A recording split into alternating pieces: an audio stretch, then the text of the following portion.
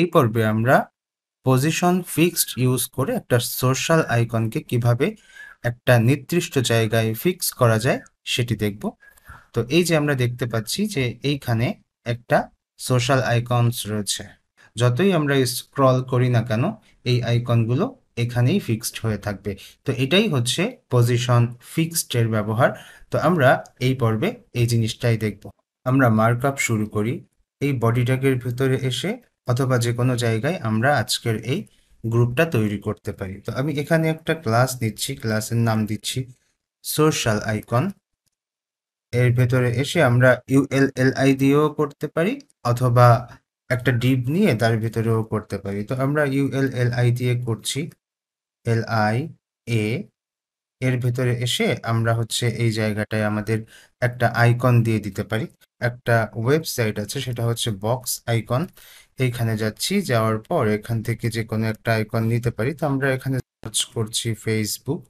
তো ফেসবুকের যে স্কোয়ার আইকনটা আছে সেটা আমরা এখান থেকে নিয়ে নিচ্ছি। এই যে এটা এখানে ক্লিক করলে এটা কপি হয়ে যাবে।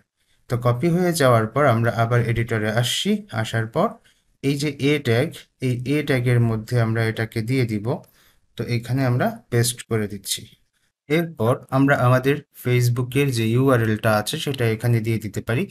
আমরা ফেসবুকের ইউআরএলটা কপি করে নিয়ে আসছি, কন্ট্রোল সি দিয়ে কপি করছি, কপি করে আমরা এই জায়গায় পেস্ট করে দিচ্ছি। তারপর আমাদের নতুন একটা এলআই নিচ্ছি, এলআই নিয়ে এখানে আমরা আর একটা আইকন নিয়ে নিতে পারি। বক্স আইকনের ওয়েবসাইট আছে, এখানে আসি, এসে এটাকে আমরা মুছে দিচ্ছি, দিয়ে আমরা এখানে লিখতে পারি লিঙ্কডইন। তো লিঙ্কডইনের যে আইকনটা আছে সেটা আমরা এখান থেকে কপি করে নিচ্ছি, কপি করে এ ট্যাগের ভেতরে আমরা এটাকে পেস্ট করে দিচ্ছি।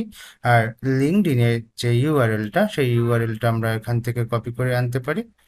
আমরা কন্ট্রোল সি দিয়ে কপি করছি, কপি করে আমাদের এই যে হাইপার রেফারেন্স অ্যাট্রিবিউট আছে তার ভ্যালু হিসেবে ইউজ করে দিচ্ছি। ওকে, আমরা আর কোনো আইকন অ্যাড করতে চাচ্ছি না, আপনারা আপনাদের প্রয়োজন মতো অ্যাড করে নিয়েন।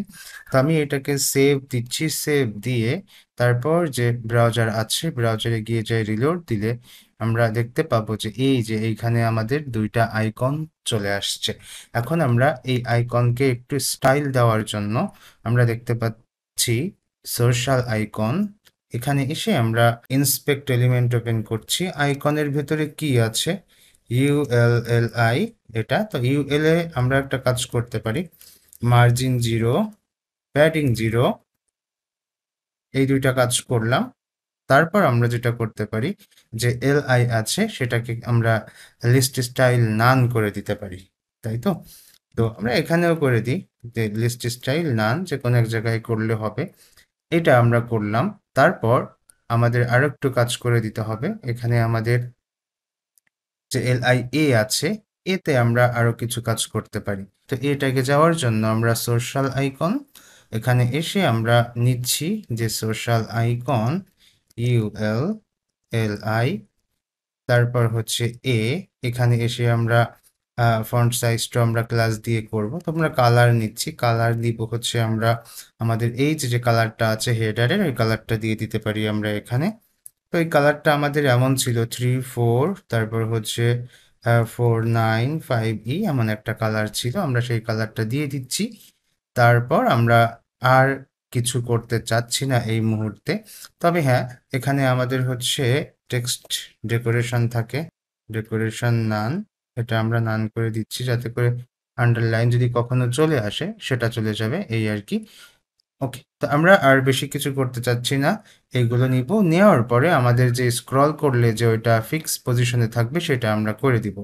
তো আমরা সবাই জানি যে আমাদের এই যে বডি ট্যাগ ডিফল্টভাবে রিলেটিভ করা থাকে। তাহলে আমরা যদি এই যে সোশ্যাল আইকন যে ডিপটা, এই ডিপকে যদি আমরা কোথাও ফিক্স করতে চাই তাহলে শুধুমাত্র পজিশন ফিক্স করে দিলে হয়ে যাবে।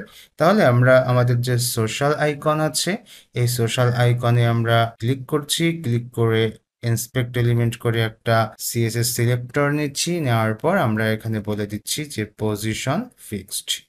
এই পজিশন ফিক্সড যখন করা হয় তখন আমাদের কিন্তু লেফট, টপ, রাইট, বটম এই টাইপের একটা মেজারমেন্ট করে দিতে হয়। তো সেই হিসেবে আমরা বলছি যে লেফট 20 পিক্সেল করে দিচ্ছি, টপ থেকে আমরা 300 পিক্সেল করে দিচ্ছি, তাহলে এটা এখানে চলে আসছে।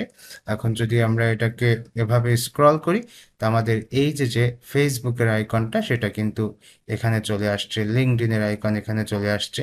তো এভাবে আমরা কিন্তু আমাদের ওয়েবসাইটে এইরকম সোশ্যাল আইকন অ্যাড করতে পারি ফিক্স পজিশন ইউজ করে। তবে এই ব্যবহারটা এখন আর এমন দেখা যায় না।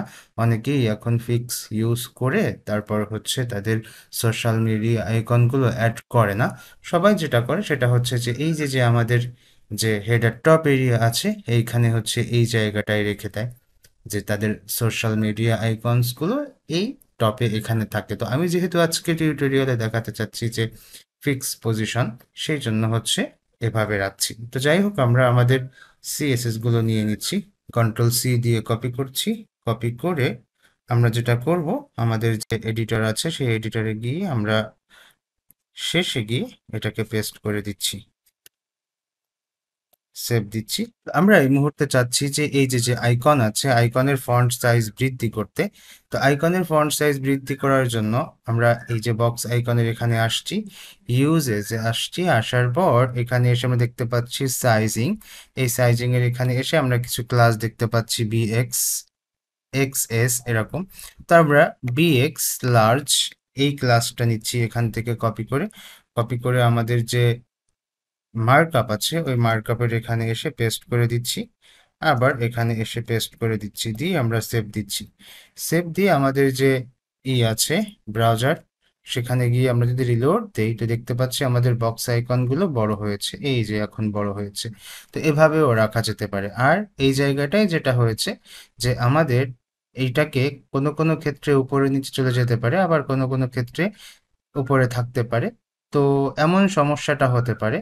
তো আমরা একটা কাজ করতে পারি, এটাকে একটা জেড ইন্ডেক্স দিয়ে সবার উপরে শো করাতে পারি। যদিও এমনটা হওয়া কথা না, তবুও আমরা এই জায়গাটায় দেখতে পাচ্ছি যে এমন দেখা যাচ্ছে। তো এটার কারণ হচ্ছে ব্যাকগ্রাউন্ড কালারের সাথে এই কালারটা মিলে গেছে কিছুটা, যার কারণে এমন দেখা যাচ্ছে। তবুও আমরা যেটা করতে পারি, আমাদের এই যে বক্স আইকন আছে এটাকে আমরা একটা জেড ইন্ডেক্স দিয়ে দিতে পারি।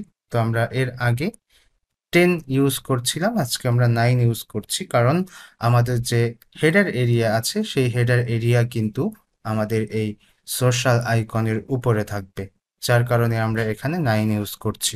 আজকের ভিডিও এই পর্যন্তই। আগামী পর্বের আমন্ত্রণ জানিয়ে আজ এখানেই শেষ করছি। আল্লাহ হাফেজ।